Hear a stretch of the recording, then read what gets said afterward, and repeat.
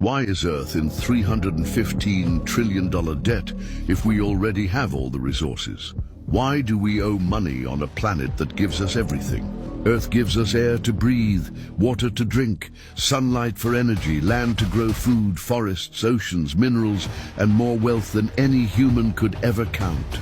Yet somehow we're told the world is in over 315 trillion of debt. But who do we owe? We don't owe the Earth. We don't owe the trees, the rain, the soil, or the sun. We owe other people, or more accurately, a system built by people that turned the planet's abundance into debt. Here's how the illusion works.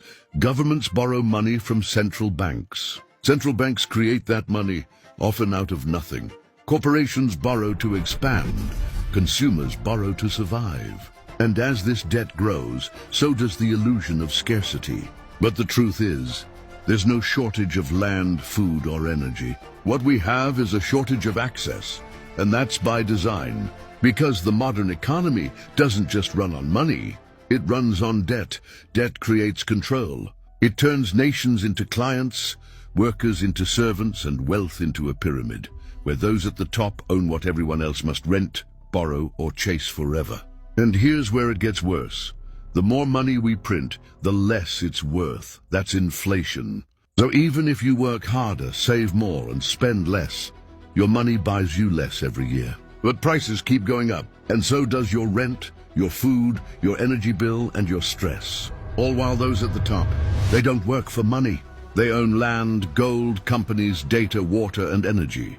They own what money can't print. So ask yourself, if the world is rich in resources, why are most people poor? The answer isn't in nature, it's in design. We're living in a world where value is artificial and debt is engineered. And most people never question it. Because from the moment you're born, you're taught to obey the rules of a game you didn't choose. But what if I told you the Earth isn't in debt? You're just living in a system that convinced you it is. This isn't about conspiracy, it's about consciousness. The moment you start seeing through the illusion, you begin to understand.